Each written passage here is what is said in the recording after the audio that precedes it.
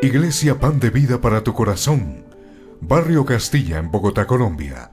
Calle Octava bis A, número 7735, segundo piso. Sitio web www.pandevidaparatucorazon.com. Porque la palabra de Dios es viva y eficaz, y más cortante que toda espada de dos filos, y penetra hasta partir el alma y el espíritu, las coyunturas y los tuétanos, y discierne los pensamientos y las intenciones del corazón.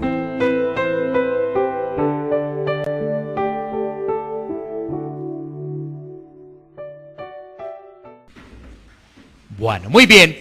Así que continuamos con esta serie que es la palabra de Dios y la iglesia. La palabra de Dios y la iglesia, y el tema es los beneficios de la palabra de Dios. Los beneficios de la palabra de Dios. ¿Por qué hemos abordado esta serie? Una vez más, repetimos, porque hay un desconocimiento el día de hoy de la palabra, y también hay un desconocimiento de lo que es la iglesia. De qué es la iglesia, las características, el por qué. Así que todo esto lo iremos mirando también los siguientes domingos. Pero nos hemos enfatizado en la palabra de Dios. De alguna forma, esta prédica es la continuación de lo que escuchamos el domingo anterior. Por eso es los beneficios de la palabra. ¿Qué está pasando hoy en día con las escrituras? Bueno, muchos dicen ser creyentes, pero no conocen las escrituras. Generalmente nos encontramos a personas en la calle que dicen ser cristianas, pero cuando entablamos un diálogo con esas personas, fácilmente vamos a identificar que no conocen a su Salvador, que no conocen a su Rey, que no conocen lo que ha hecho el Señor en la cruz del Calvario. Es decir, tienen un conocimiento muy poco de las Sagradas Escrituras. ¿Qué ocurre también en el día de hoy? Que otros no aplican los mandatos que allí se describen. No aplican los mandatos que allí se describen. Porque es que, ¿sabes qué? En la palabra de Dios aparecen unos mandatos, unas leyes, unas normas y unos decretos, pero las personas no lo aplican. Viven como si lo que leyeran solamente fuera para tenerlo en un conocimiento, pero no bajarlo al corazón para no aplicarlo. Otra situación que está pasando con la Biblia es que viven como si la Biblia no fuera su manual. Es que, ¿sabes qué? La Biblia es el manual de vida del creyente. Tenemos un regalo, un tesoro maravilloso que es la Biblia. Pero entonces, ¿qué ocurre? Viven como si la Biblia no fuera su manual. Consultan otro tipo de cosas para tomar decisiones importantes en su vida. Y otros piensan que la Biblia es solamente una parte de la revelación de Dios. Piensan que la Biblia solamente es una parte de la revelación de Dios. Y le pueden agregar sus sueños, sus visiones, otro tipo de cosas aparentemente místicas. Entonces, creen que la Biblia es apenas una pequeña revelación de Dios, que hay que agregarle más cosas. Hoy en día muchas personas están pendientes de qué soñó tal persona, a ver cómo se me interpreta ese sueño, o qué soñé para ver cómo lo adecuo a las cosas que me están pasando en mi vida, y si casan con Dios, excelente, pero eso que estoy viviendo, pues qué bueno que me lo puedan interpretar, a ver. Pero fíjate que la Biblia es suficiente. Ya no necesitamos más sueños, más visiones, más revelaciones, porque la Biblia se ha cerrado. Y en este pasaje que vamos a examinar, que es 2 Timoteo, capítulo 3, versículos 15 al 17, vamos a mirar 7 características, 7 beneficios de la palabra de Dios. 7 puntos muy importantes. Concentrémonos entonces en el versículo 15. Vamos a poner ahí en pantalla 2 Timoteo, capítulo 3, versículo 15. Mira lo que nos dice allí la palabra, en ese versículo 15. Nuevamente lo leemos. Y que desde la niñez has sabido las sagradas escrituras, las cuales te pueden hacer sabio para la salvación por la fe que es en Cristo Jesús. Pablo, el apóstol Pablo, le está escribiendo allí a Timoteo en su segunda carta. Y Pablo, como maestro de Timoteo, le está entregando una serie de recomendaciones con referencia al fortalecimiento espiritual. Ese es como el contexto, ¿no? Porque tenemos que mirar la Biblia en el contexto. Pablo le está escribiendo a Timoteo para fortalecimiento espiritual.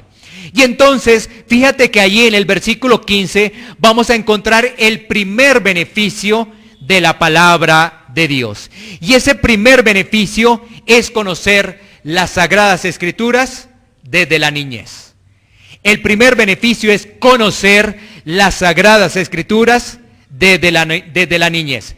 Ese era el caso de Timoteo, porque Timoteo era enseñado en las Escrituras por medio de ¿quién? De su madre y de su abuela. Mira qué interesante esto. Su madre y su abuela le enseñaban las Escrituras. Miremos por un momento 2 Timoteo 1:5. 2 Timoteo capítulo 1 versículo 5. Mira lo que nos dice las Escrituras. Trayendo a la memoria la fe no fingida que hay en ti, la cual habitó primero en tu abuela Loida y en tu madre Eunice, y estoy seguro que en ti también.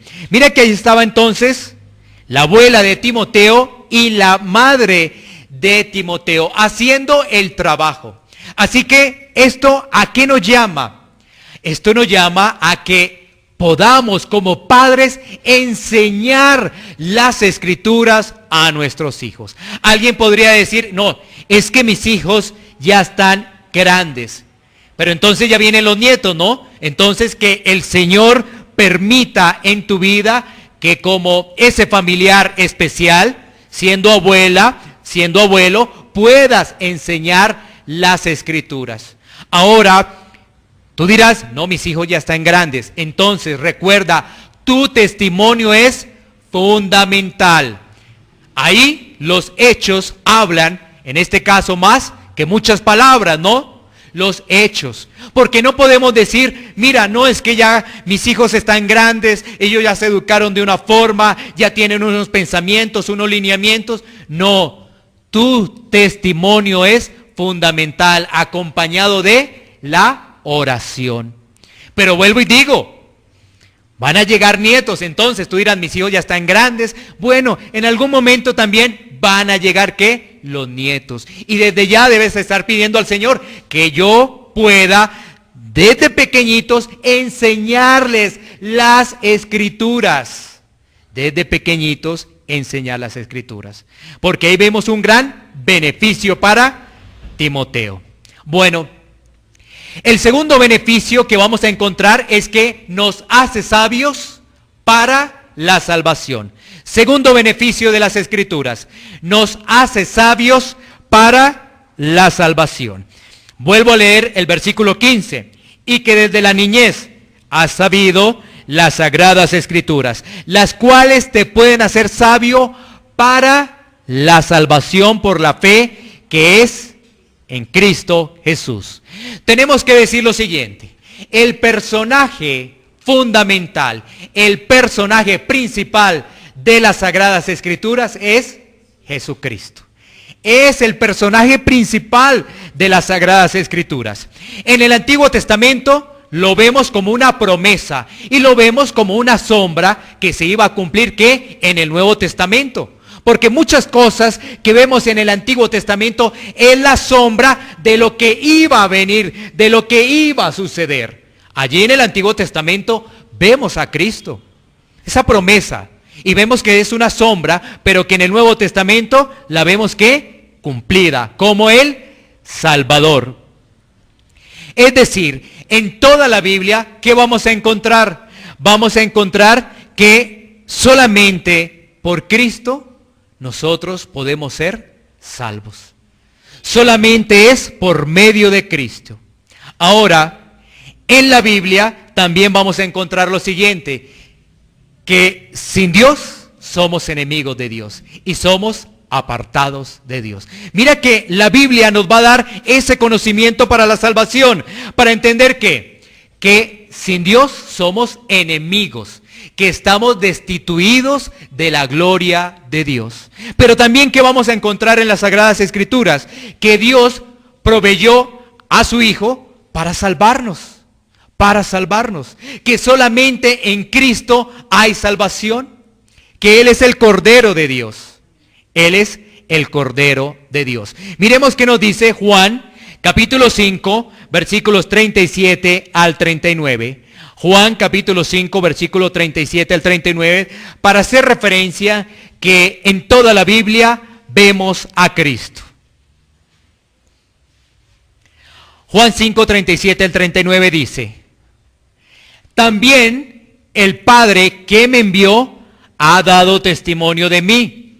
Nunca habéis oído su voz, ni habéis visto su aspecto, ni tenéis su palabra morando en vosotros, porque a quien Él envió, vosotros no creéis.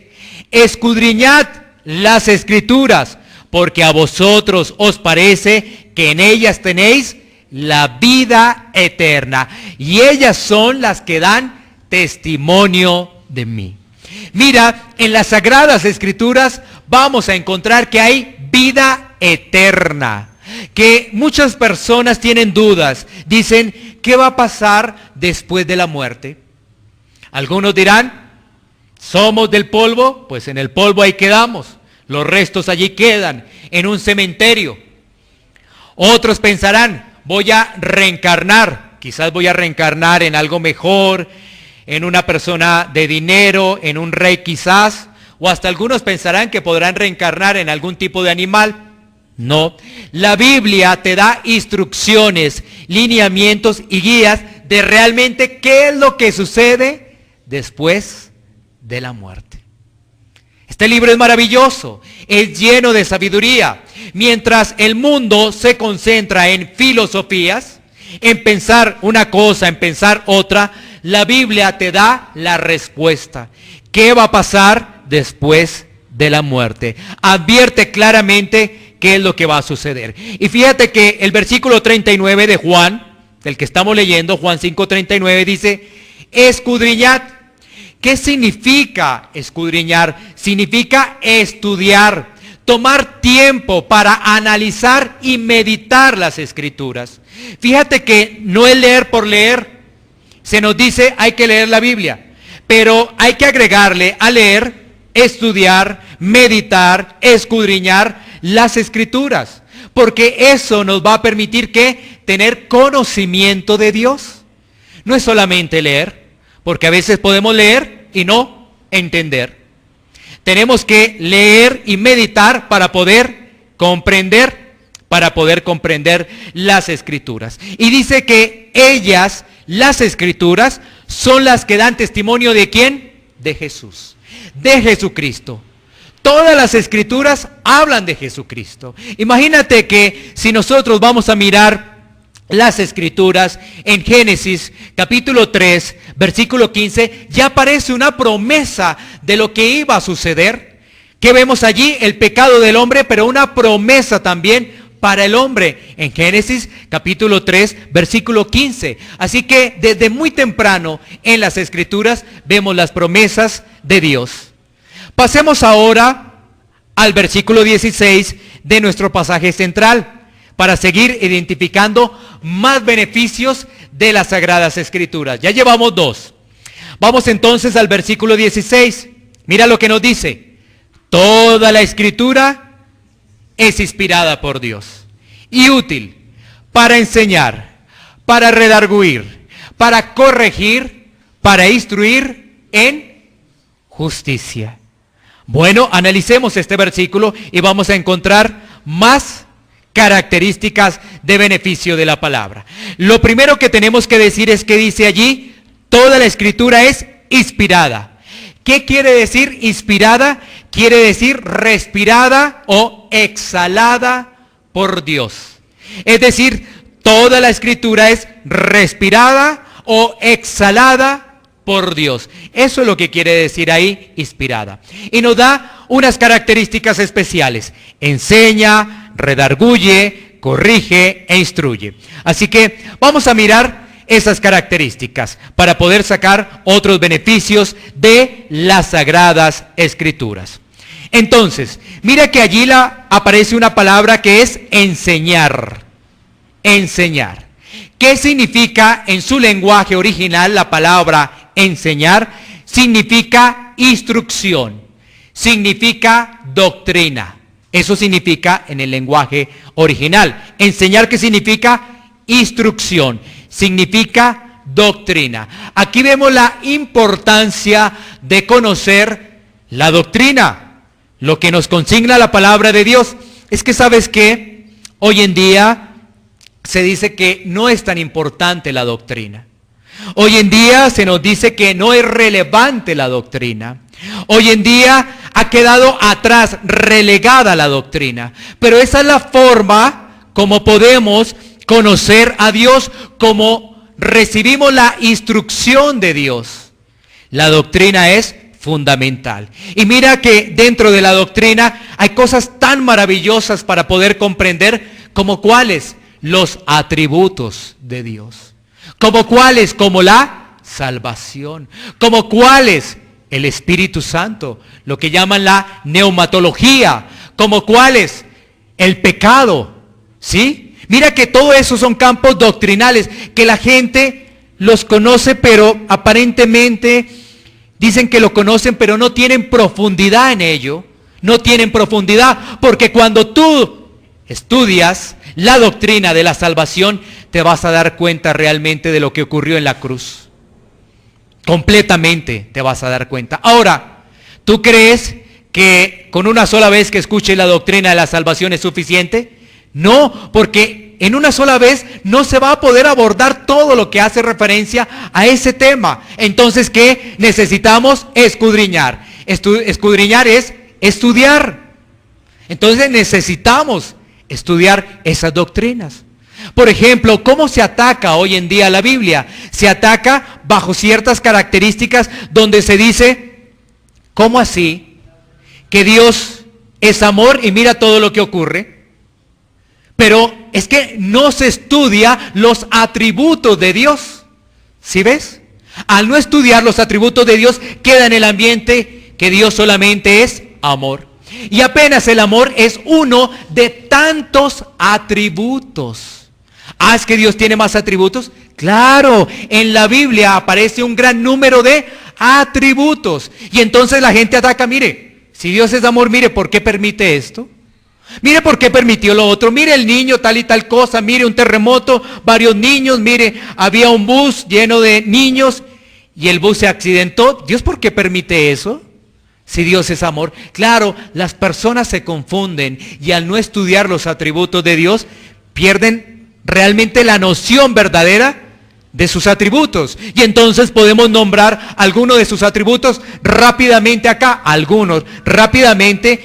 ¿Y qué tenemos que hacer? Estudiarlos. Por ejemplo, tener en cuenta que Dios es un Dios de justicia, que Dios es un Dios de verdad, estoy haciendo referencia a sus atributos, que Dios es un Dios de misericordia, que Dios es un Dios todopoderoso, que Dios es un Dios que todo lo sabe, que Dios es un Dios que está en todas partes.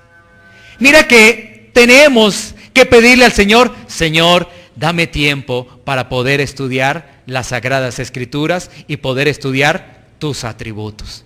Si ves, apenas nombramos algunos de los atributos de Dios.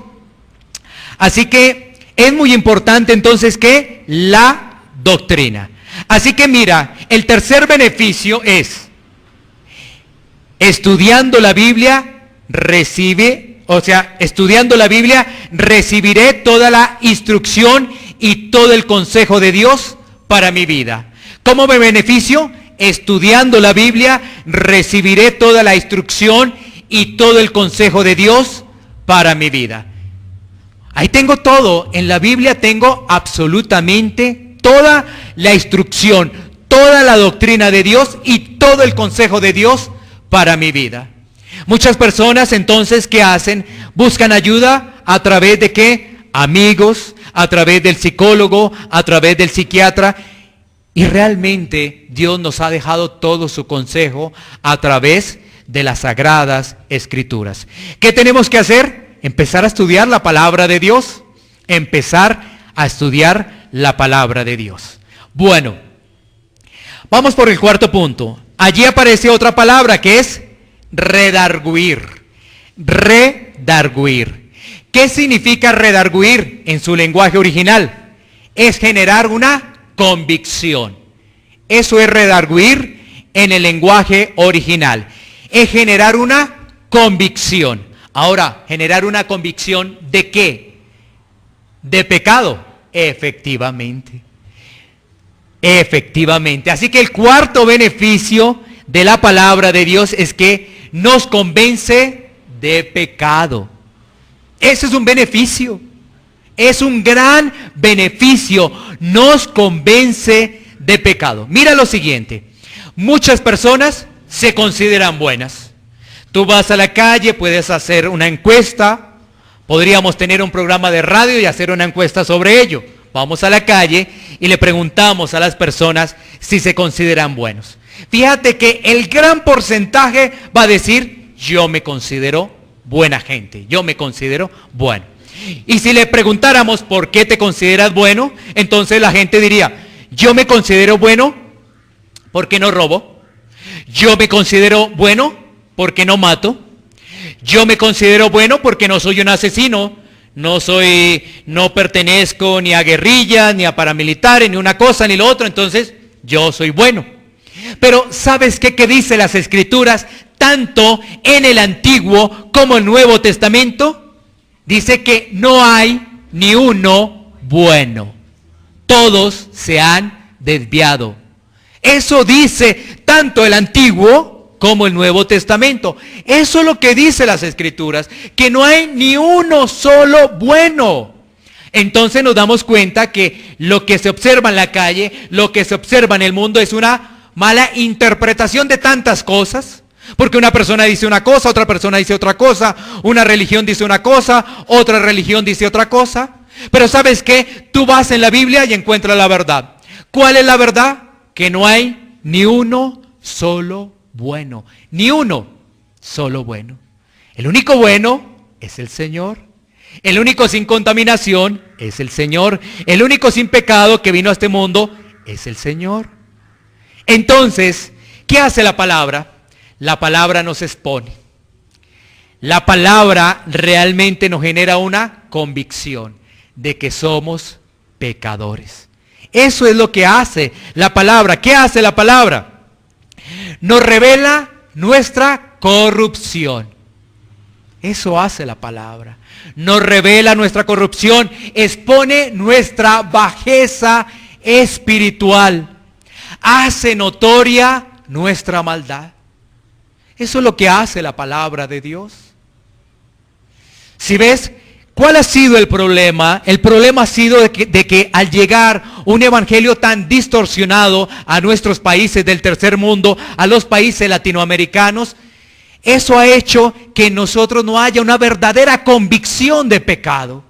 Eso ha hecho que en nosotros no haya una verdadera situación de decir, oye, realmente nosotros somos malos.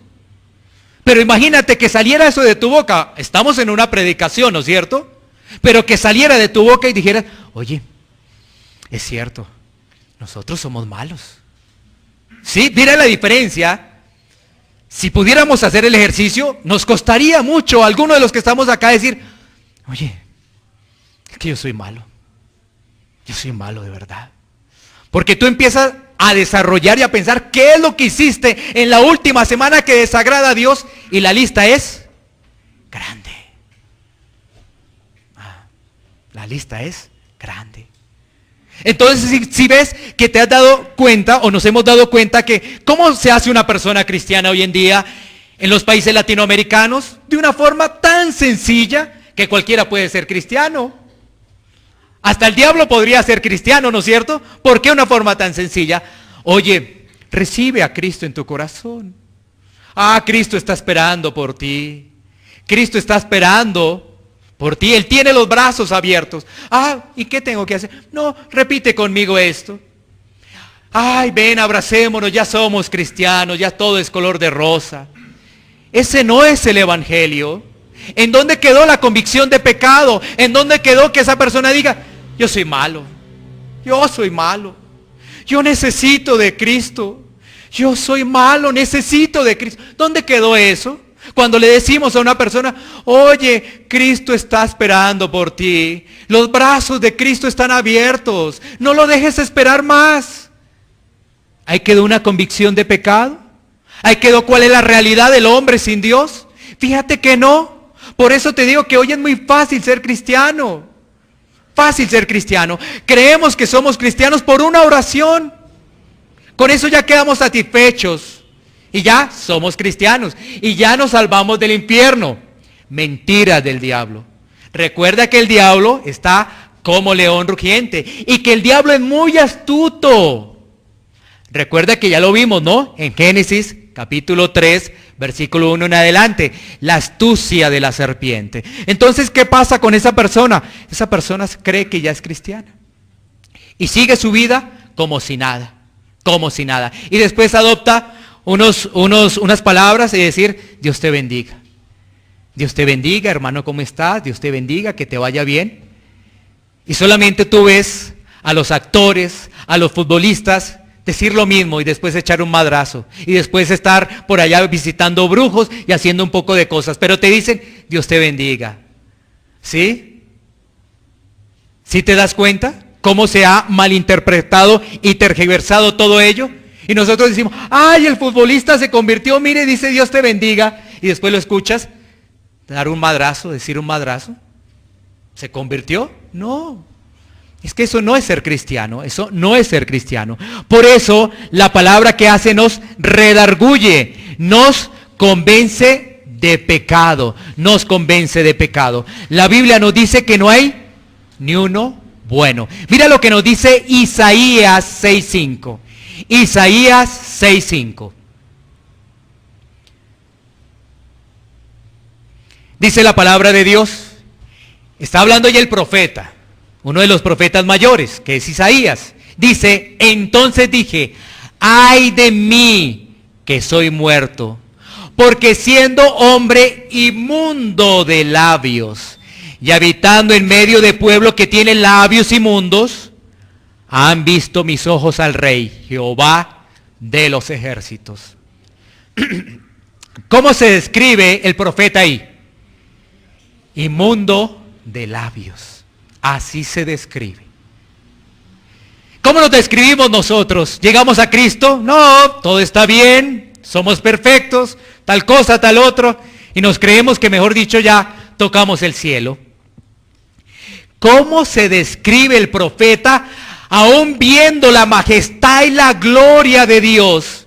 Dice, siendo hombre inmundo de labios.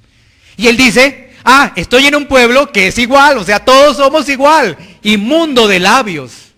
Eso es lo que dice el profeta. Pero el profeta está viendo al Rey de Reyes, o el profeta está viendo al Rey Jehová de los ejércitos. Él conoce cuál es su verdadera condición. Él la conoce, porque a través de esa verdadera condición viene el genuino arrepentimiento. Porque si nosotros realmente no conocemos nuestra verdadera condición, nunca nos vamos a arrepentir. Solamente habrá remordimiento. Ay, sí, le he fallado a Dios. Bueno, pero ¿qué más da? Un pecado más, ¿qué más da? ¿Sí? Uno más, no pasa nada. No. Es a través de nuestra verdadera condición que llega el genuino arrepentimiento. Por eso son los beneficios de la Biblia. Es que si no llega genuino arrepentimiento, ¿qué pasa? Estamos condenados. Eso es un beneficio, la Biblia, con reconocer cuál es nuestro estado. Mira lo que dice el apóstol Pablo. Ya miramos al profeta Isaías. Ahora miremos lo que dice el apóstol Pablo en Romanos 7:24. Romanos capítulo 7, versículo 24. Mira, ahí son palabras del apóstol Pablo. ¿Sabes qué? Si yo me digo así, dirían, ay, pobrecito. Pobrecito, cómo se trata él, ¿no? Ay, mire cómo se trata de mal. Si yo digo que soy un miserable, diría, ay, pobrecito, él no se estima. Ah, él no se quiere. Él está como mal enfocado. Él no sabe nada de las cosas de Dios. Él no sabe que Dios lo ama. Pero mira, el apóstol Pablo lo sabe. ¿Y sabes qué dice? Miserable de mí. ¿Quién me librará de este cuerpo de muerte? Miserable de mí. Eso es lo que dice el apóstol Pablo. Y estoy hablando del apóstol Pablo, estoy hablando del profeta Isaías, que Dios los utilizó de una manera increíble, increíble. Porque no estamos hablando de cualquiera, estamos hablando, por ejemplo, del apóstol Pablo. Porque una persona, cuando tiene el genuino arrepentimiento, cuando peca, le duele lo que hace. Le duele, es un dolor profundo, le duele su pecado. Ahí está la diferencia entre un creyente y no creyente. Uno que se dice creer en Cristo, pero que no es creyente, ¿sabes qué peca? Y dice, ¿qué más da? Un pecado más, ¿qué más da? Sigamos adelante, Dios me ama. Eso es lo que dice. Pero ¿sabes qué? Un genuino creyente le duele lo que hizo. Le duele profundamente lo que hizo. Esto lo vemos reflejado, por ejemplo, ¿en quién? En el rey David, en David, lo vemos reflejado. Lo vemos reflejado, ¿sabes quién? ¿En quién también? En Pedro, cuando negó al Señor Jesucristo. Él lloró amargamente porque le dolía lo que hizo. Un poquito de carne, pero se desvió y vean, le dolió. A David lo mismo, un poquito de carne, pero después se dolió. Se aparta de esa situación. Se aparta completamente. Entonces, mira que el apóstol Pablo lo entendía muy bien. Y él dice, miserable de mí. Porque el apóstol Pablo sentía dolor por el pecado. Y es un dolor profundo por fallarle al Salvador. ¿Sí ves? Es que Jesucristo es nuestro Salvador. Y le fallamos cuando empezamos nosotros a andar en la carne, a reflexionar en nuestros propios deseos. Le fallamos, pero entonces ¿qué? Hay un dolor. Ahora, ten en cuenta algo. La palabra de Dios nos llama a la santidad. Recuerda lo que nos dice Primera de Pedro, capítulo 1, versículo 16. Nos dice, sed santos porque yo soy santo. La palabra de Dios nos llama a la santidad. Cada vez que nosotros recibimos esto, ¿sabes qué decimos? El estándar, la línea de Dios está muy fuerte. Por eso reconocemos nuestra maldad y nos acogemos y nos humillamos ante el Rey de Reyes. Porque no hay otra. Y entonces, ¿qué tengo que hacer? Humillémonos ante el Señor. No ante los hombres, ante el Señor. Humillémonos ante Él. Porque hemos reconocido nuestra condición. ¿Cuál es nuestra condición? Somos miserables. Esa es nuestra condición, somos miserables. ¿Y entonces qué hacemos? Ante el Señor, humillémonos ante Él. Para poder entender realmente el estándar de Dios, que es, sed santos porque yo soy santo. Por eso, ¿qué hacían los profetas? Se postraban ante la magnificencia, ante el Rey de Reyes. Bueno, muy bien, entonces, ahí tenemos un beneficio. Recordemos ese beneficio que es el cuarto. Nos convence de ¿qué? De pecado. Eso es lo que hace la palabra. Por eso cuando el evangelio se tergiversa, todos salen contentos. Ah, qué palabra, ¿no? Qué poder. Qué maravillosa palabra. Qué elocuente ese predicador. No, uno lo que sale es reflexionando. Yo soy miserable. ¿Sí ves? No es que uno diga, uy, qué poderosa palabra sale, uy, qué contento. Ah, porque vas a seguir en el pecado. Tenemos que salir reflexivos, sabiendo que Dios nos ha rescatado, de que nadie nos roba el gozo, pero tenemos que reflexionar realmente cómo estamos viviendo una vida cristiana. Bueno, pasemos al quinto punto. La siguiente palabra que nos expresa, 2 Timoteo 3:16, ya vimos enseñar, redarguir, ahora vemos corregir. ¿Qué significa esa palabra en el idioma original? Significa rectificar, rectificar. ¿Qué significa corregir? Rectificar. Nos beneficiamos entonces, quinto punto, nos beneficiamos de la palabra cuando somos llevados a rectificar nuestras posiciones. Somos llamados a rectificar nuestras posiciones. ¿Por qué? ¿Qué pensábamos antes? ¿Que éramos buenos? Éramos buenos. Abrimos las escrituras nos dicen, ay de mí que soy muerto, miserable de mí. ¿Te acuerdas cuando hay un milagro de nuestro Señor Jesucristo y está con referencia como a los peces, a una pesca milagrosa? ¿Sabes qué dice Pedro? Dice, apártate de mí, soy hombre pecador. ¿Sí ves? ¿Sí ves el reconocimiento? Pero uno dice, no, yo voy a Dios porque Dios es amor como quiera. Dios me va a recibir como quiera, porque Él es amor. No hay ningún problema, Él es amor. Ese no es el ejemplo de la Biblia, ese es el ejemplo del mundo.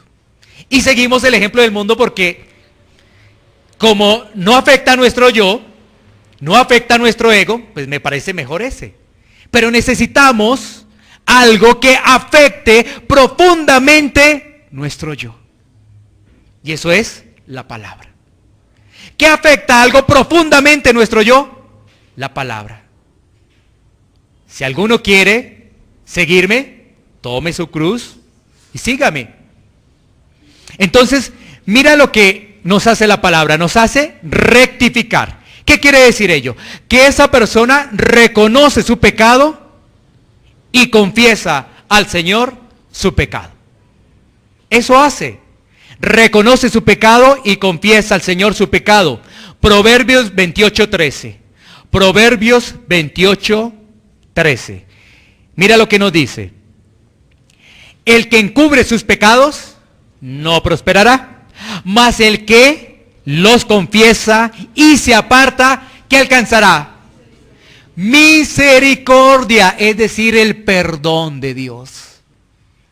Pero hay algo muy fuerte que no nos deja, es nuestro yo. Porque nosotros decimos, no, estamos bien. No hay nada que revisar en nuestra vida, no hay nada. Y mira que eso es lo que no nos permite llegar ante el Señor. No reconocer nuestra falta, no reconocer nuestro pecado. Y mira que el reconocerlo trae un gran beneficio a nuestra vida. La misericordia, el perdón de Dios. El reconocerlo. Pero no es decir, yo soy pecador, sí, yo soy pecador. No, es que realmente tú entiendes, tú sabes, tú comprendes que eres pecador. Es diferente. Que alguien te diga, eres un pecador. Sí, soy pecador. ¿Y qué? Si todos somos pecadores. Porque así dice, ¿no? Tú eres pecador. Sí, ¿y qué? Pues si todos somos pecadores. No. Esa no es la respuesta. La respuesta es, sí, soy un pecador. Me duele porque he transgredido las normas de Dios. Y con mi comportamiento merezco el infierno. No merezco quien me salve. Y solamente sé que hay un Salvador, que es Jesucristo. Solamente que Él tenga misericordia de mí. Solamente que Él tenga. Porque hay otra cosa, ¿sabes qué? Tú no te puedes salvar por tus propias fuerzas.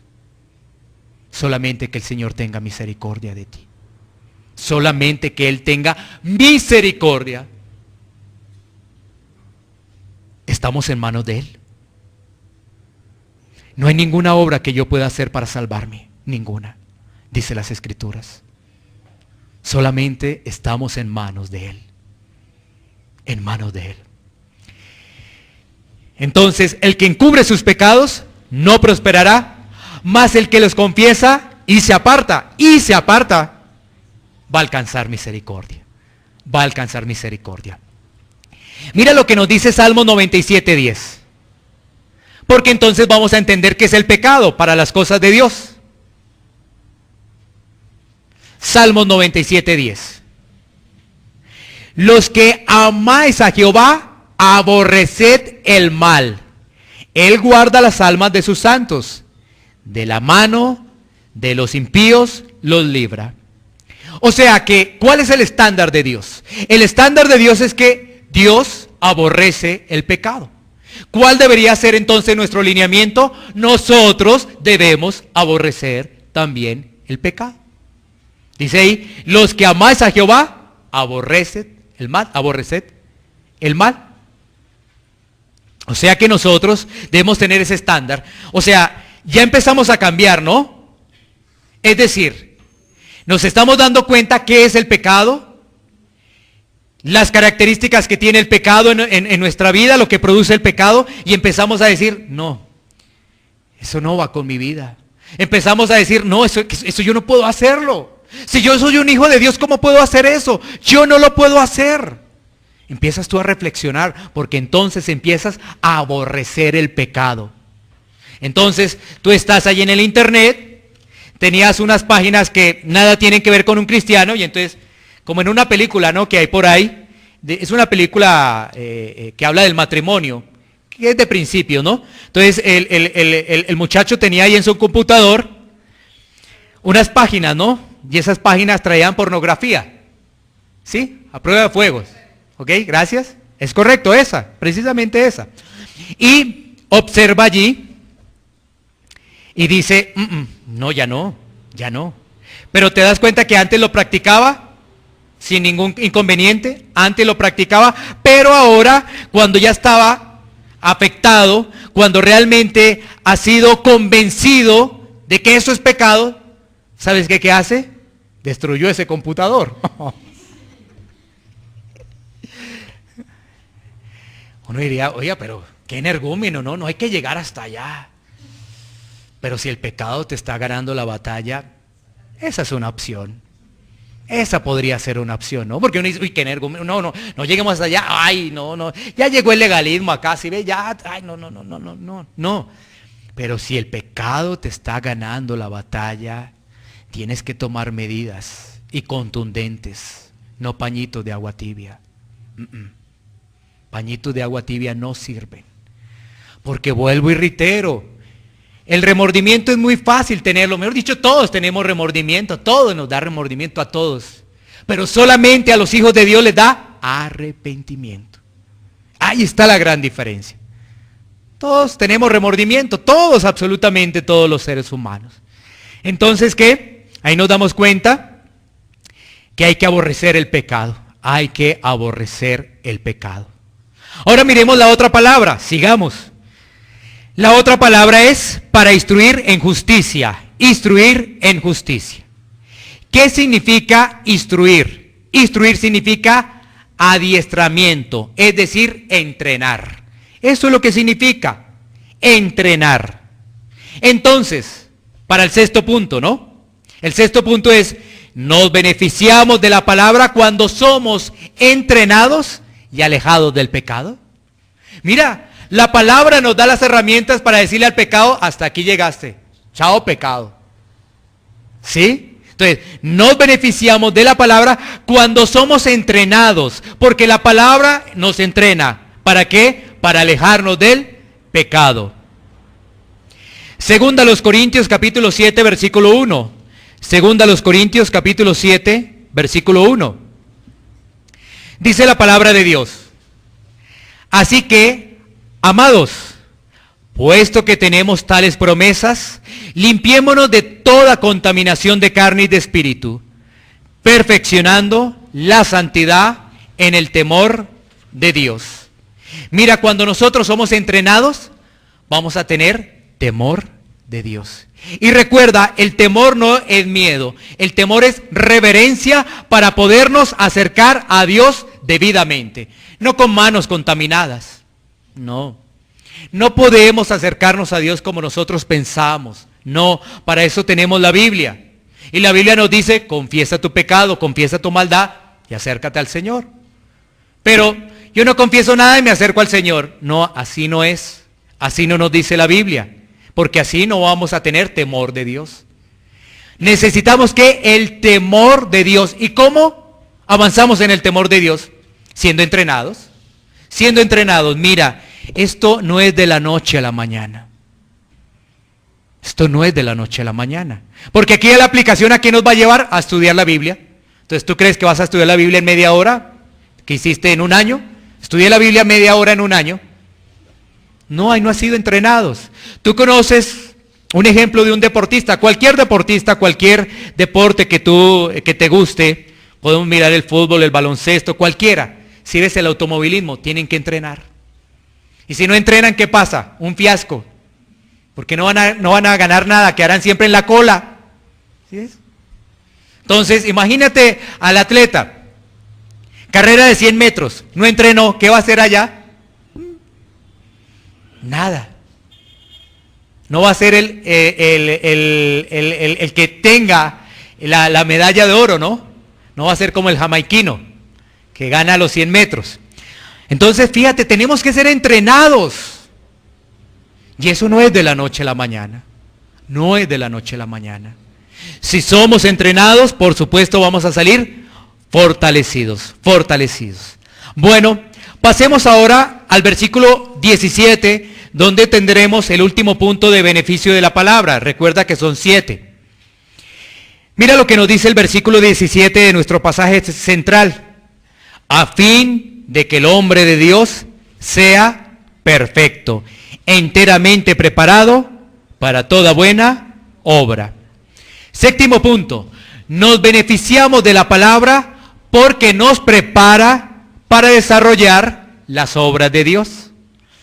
Nos beneficiamos de la palabra porque nos prepara para desarrollar las obras de Dios. No nuestras obras, las obras de Dios. Ahora, fíjate que ahí nos dice, a fin de que el hombre de Dios sea perfecto.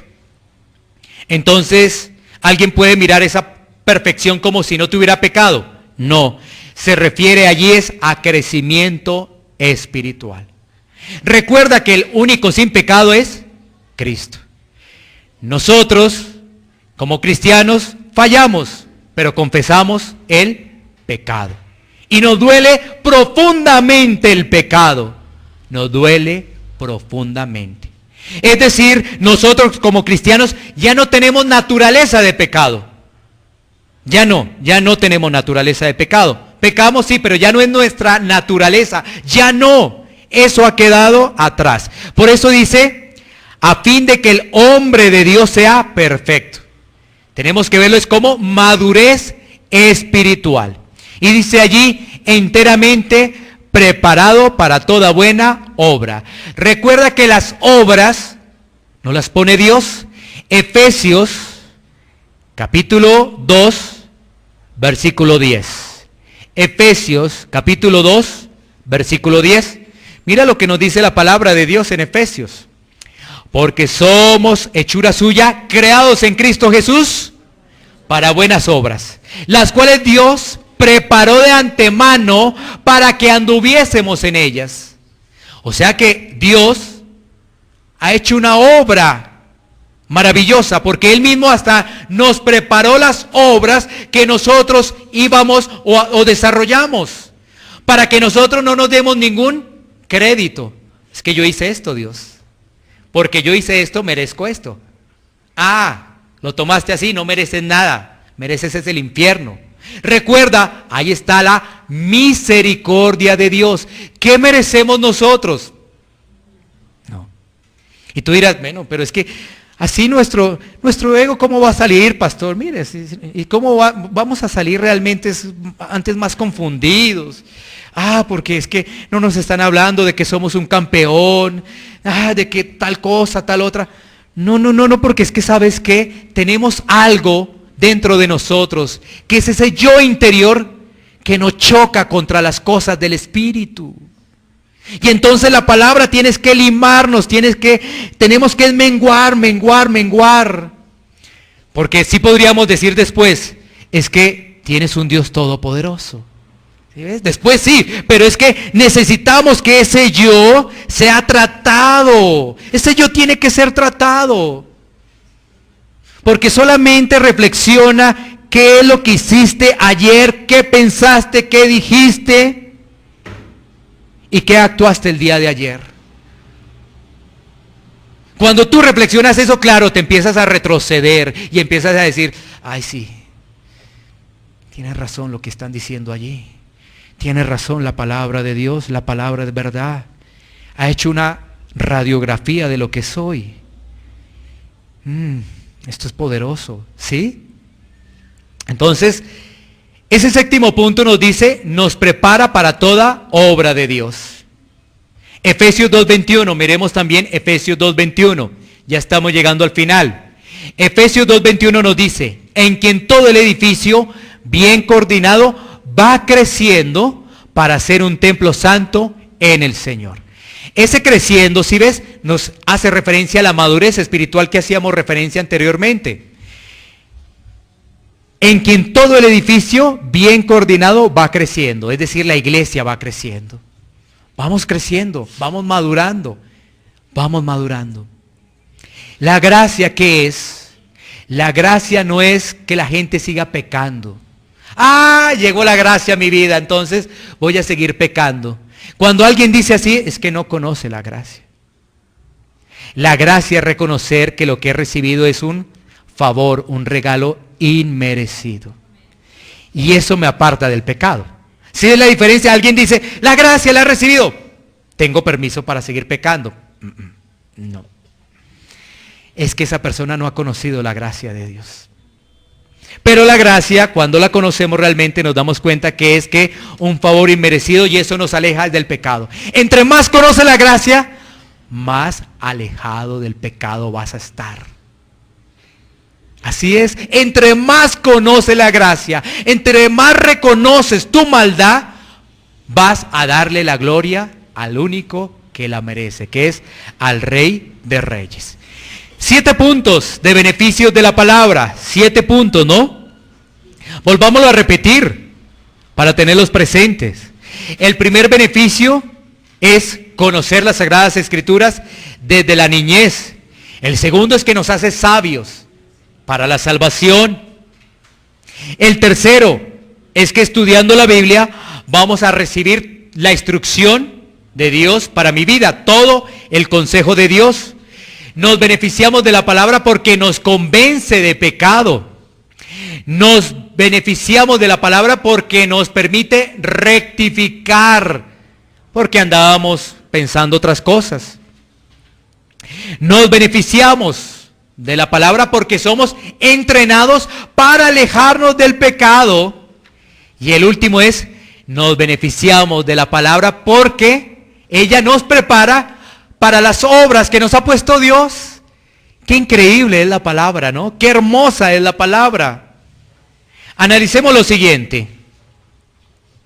Para nuestra vida, ¿estamos leyendo y estudiando la palabra? ¿Cómo lo estamos haciendo? ¿Diariamente? ¿Cada 8 días? ¿Cada tercer día? ¿Qué es la prioridad en nuestra vida? Porque la prioridad debe ser la palabra por encima de cualquier cosa que tú tengas. Esos son los primeros mandamientos, ¿no? Entonces, es una reflexión para cada uno de nosotros. ¿La estás leyendo y estudiando qué? ¿Diariamente? ¿Cada tercer día? ¿Cada semana? ¿O no lo haces?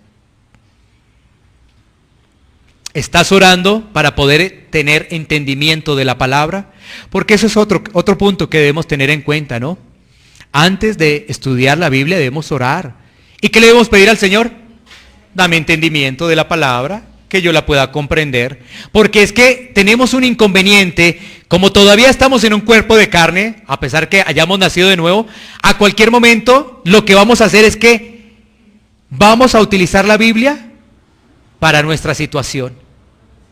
¿Sí? La vamos a acomodar a nuestra situación. Y ese es un grave error. Nosotros nos tenemos que acomodar a la palabra, no nuestra situación. Por eso te digo, y si no oramos, entonces la acomodé y ya quedé bien. No, así no es. Porque estamos hablando de un Dios soberano, todopoderoso. El Rey de Reyes. Bueno. Siguiente punto como de reflexión. ¿Te estás beneficiando de las Escrituras? ¿Te estás beneficiando de las Escrituras? Vamos a tomar un pasaje final. Josué 1:8. Josué 1:8. Con este pasaje vamos a terminar. Mira lo que nos dice Josué 1:8. Nunca se apartará de tu boca este libro de la ley, sino que de día y de noche meditarás en él, para que guardes y hagas conforme a todo lo que en él está escrito, porque entonces harás prosperar tu camino y todo te saldrá bien. Entonces, ¿te estás beneficiando de las Escrituras? ¿Estás caminando por el camino de la bendición para que las cosas te salgan bien? Como dice ahí la palabra. Es decir, ¿te estás gozando en la palabra? ¿O tú vas a estudiar la Escritura por obligación? ¿O lo estás haciendo por convicción? Porque ahí está nuestra carne. Dedicarle media hora diaria quizás a estudiar la palabra, no. Eso es tiempo de trabajo, eso es tiempo de mi sueño, eso es tiempo de acá, eso es tiempo de mi televisión, eso es tiempo de... Pues así no te vas a beneficiar. Y vas a continuar en el pecado. Vas a continuar en el pecado. Necesitamos que apartar un tiempo diario para la palabra, porque es lo más importante de nuestra vida. Ahí es cuando sale los primeros mandamientos, ¿no? No tendrás dioses ajenos. Si la palabra, que es el Señor realmente, no es que estemos idolatrando la palabra, o sea, el libro, no idolatramos un libro, no. Sabemos que ahí está el consejo de Dios, porque algunos pueden después ver esta prédica, mire cómo idolatran un libro, idólatras, y están hablando de Éxodo capítulo 20, versículo 3, y mire cómo se contradicen. No. Sabemos que aquí está el consejo de Dios. Este es el consejo de Dios. Pero si nosotros no lo estudiamos, si hay otros dioses en nuestra vida, porque uno dice, ¿por qué no estudia la palabra? Hay mucho que hacer. Yo trataré de sacar el tiempo. ¿Qué significa eso? Que hay otros dioses en tu vida. Que hay otros dioses. Entonces, ahí es cuando uno reconoce, ¿en qué estoy? ¿Será que el Espíritu Santo está morando en mi vida? O lo que está morando es mi emoción en mi vida. Y sí, Dios es bueno, Dios es amor, y eso es lo que está morando en mi vida. Pero no entiendo el estándar de Dios. El estándar de Dios. Ahora, para que no te desanimes, comienza con algo. Porque mira que nos lleva todo a la madurez, ¿no? Una persona madura está leyendo la palabra y toma gran tiempo la palabra. Y lo hace y tiene esa prioridad claramente. Pero quizás, estamos en un proceso, pero tenemos que comenzar por algo. Comienza por algo. Orarle al Señor, leer un capítulo y a ver cuál es la enseñanza de este capítulo, listo, me voy a mi trabajo, salgo para mis actividades. Pero si no comienzas, no haces nada. Entonces, primero, así nunca te vas a arrepentir. Realmente, siempre ha pasado el remordimiento. Siempre. Pero ¿sabes qué? En la medida que tú estés leyendo la palabra, otro capítulo, y te va a llegar algo a tu corazón, una punzada muy fuerte, donde tú dices, soy un pecador. Necesito del Señor. Él es el único, no hay nada que me pueda salvar. Él es el único que me puede salvar. Señor, ayuda a este miserable. Señor, ayuda, ten misericordia de este miserable que no merece ir al cielo, pero si está tu misericordia, podré estar contigo. Porque de lo contrario no llegará realmente el genuino arrepentimiento. Debemos gozarnos en la palabra de Dios.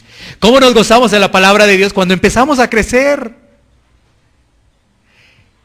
No sé ustedes cómo me están viendo a mí en estos momentos. Dirá el que hace entonces en el día. ¿Será que él se goza de la palabra? ¿Lo hace con amor? ¿Qué será? ¿O será un religioso? ¿Qué será? Yo te doy un ánimo. Porque sabes que cuando alguna vez escuché una prédica de estas características, yo sabía que tenía que hacerlo, pero no lo hice. Pero en algún momento Dios puso algo en mi corazón para que el día que la estaba leyendo, realmente, y no lo hago, quedará de todas maneras grabado, pero para que tú entiendas algo, ese día realmente lloré con un sentimiento amargo de que no había entendido nada de la Biblia, que todo era emociones en mi vida. Y ese día realmente cambió mi vida, cambió. Porque entendí el verdadero significado de la salvación y de la gracia. Y entonces ahora sí puedo decir, porque primeramente estoy ante Dios, y ustedes que son mis hermanos, que me gozo leyendo y estudiando la palabra de Dios. Es un gozo para mi vida, es realmente un gozo. Y el día que no lo puedo hacer con buen tiempo, como generalmente lo puedo hacer, ese día yo digo, ay Dios mío, no me siento bien, algo ha pasado. No me siento bien y siento por ahí que algo me martilla en mi corazón, hay algo que me martilla, no lo hice hoy bien, algo por estar en una cosa, en otro, porque estamos en afanes. Pero al otro día yo digo, no, vamos a leer esto, escuchando la palabra. ¿Cuánto estás escuchando la palabra? Tú dirías, el pastor sí puede decir 15 horas, tantas, ¿qué más hace? Pero yo también tengo una familia. Y a veces mi familia inclusive hasta de pronto me dice, oiga, pero ¿por qué tanto tiempo?